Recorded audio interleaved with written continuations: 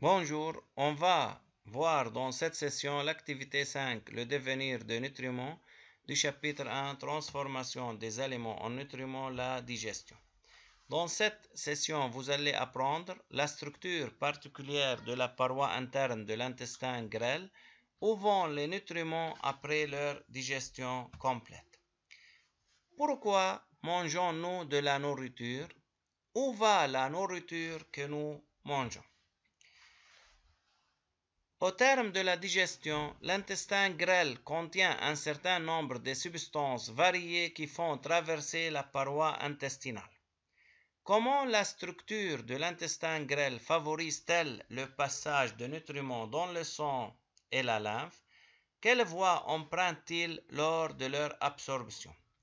À noter que les nutriments sont les produits finaux de la digestion des molécules alimentaires. Ils sont dans la forme la plus simple qui leur permet d'être utilisés par les cellules du corps. Un petit rappel du système digestif. Comme vous le savez bien que le système digestif est constitué de la bouche, œsophage, estomac, intestin grêle et gros intestin. Alors, l'intestin grêle est un long tube pelotonné de 6 à 7 mètres environ. Alors, ce tube, comme vous voyez, il est lisse de l'extérieur et on va voir maintenant sa structure interne. Alors, comme vous voyez que la paroi interne de l'intestin grêle présente de très nombreux replis ou valvules, comme vous voyez, qui augmentent considérablement sa surface. Chacune de ces valvules est tapissée de nombreuses choses qu'on appelle villosités. Les villosités sont des replis microscopiques serrés les uns contre les autres. Alors, chaque villosité est parcourue par un réseau de vaisseaux sanguins et lymphatiques qui ne sont séparés du milieu intestinal que par une mince couche de cellules. Alors, comme vous voyez, ce sont des replis. Chaque repli est appelé valvule et chaque valvule est tapissée de choses qu'on appelle villosités. Alors, la villosité ou bien l'intestin grêle a une longueur de 7 à 8 mètres environ. Il présente de 800 à 900 valvules qui triplent sa surface interne.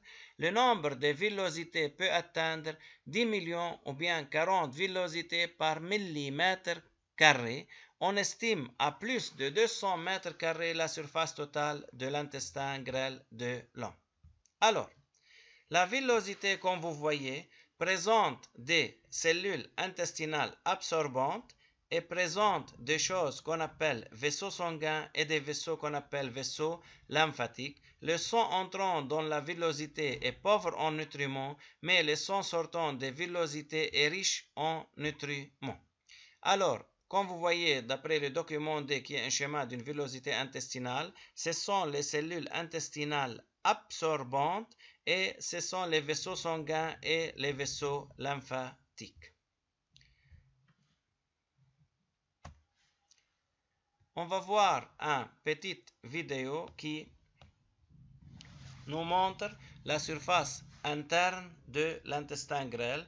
Comme vous voyez, ce sont les villosités et qui tapissent la paroi interne de l'intestin grêle. Alors, décrire les éléments structuraux de la paroi interne de l'intestin grêle d'après le paragraphe 1.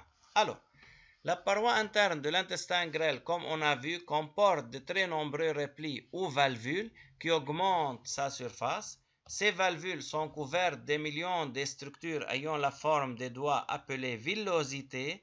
Chaque villosité est parcourue par un réseau de vaisseaux sanguins et lymphatiques.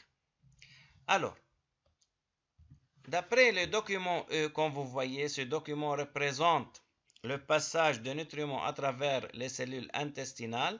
Alors, il y a les nutriments lipidiques qui sont de coloration orange et les autres nutriments qui sont de coloration verte. Premièrement, indiquez le trajet suivi par les nutriments lors de leur absorption.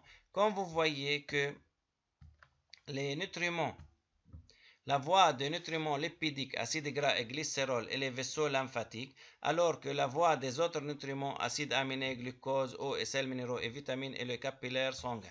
Comme vous voyez, d'après ce document, les nutriments lipidiques passent à travers les cellules intestinales vers les vaisseaux lymphatiques, alors que les autres nutriments passent vers les sangs.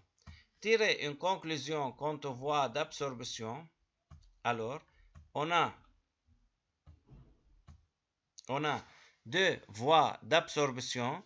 Il existe deux voies d'absorption des nutriments dans l'intestin grêle, voie d'absorption sanguine et voie d'absorption lymphatique.